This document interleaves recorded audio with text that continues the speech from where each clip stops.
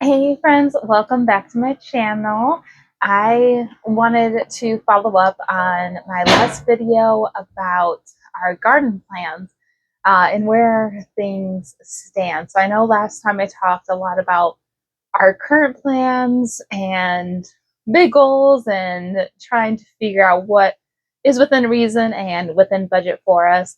And one thing that we are getting started at least are some of the seeds. And we realize being in Michigan, uh, some of the seeds, so one of the seeds that we got started were onions. And I have joined a few groups on Facebook, just wanting to learn more and see what others are doing and just wanting to be creative. And I think onions were probably supposed to be started like in January, but here we are in the beginning of March. So I'm like, hey, worst case scenario, we just have smaller bulbs. Like it's learning, so we'll see how it goes. So we did start onions. We did also start some lavender, and we also started some snap peas. So we will see how those go. It's only been a few days of those going now, and I know germination can take a little while, especially for the onions. But stay tuned. We will see. They have 6 to 8 weeks of being inside here before transplanting. At least I think. So doing research as we go, learning as we go, but super excited to be expanding our garden. It feels like a fun project to be working on. And I know there are going to be times when I get overwhelmed, especially with how much we slash myself really wants to do. I do get carried away and get very excited.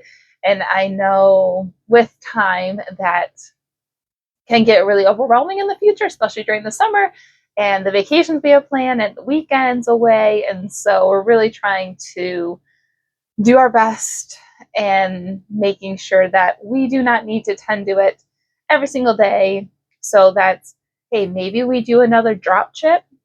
We did that last year, drop chip, to get some free wood chips from a local arborist near us to help add on layers. The mulch will help. I've listened to quite a few videos that helps with the moisture and keeping the soil moist longer. The wood chips absorb the water and then slowly release it. So thinking we might do that again, hoping it's not as large of a load as what we had last year, but I know it can be really helpful and we will most likely find spots for it. For the strawberry patch, I know I have heard recommendations on using like animal bedding, like a cedar animal bedding to put around those to also help just with bugs and different diseases. So I think we're going to do that as well. We found some crowns cheaper than we were going to use Michigan Gardener, and we love them. We have gotten our fertilizer from them and our seeds from them.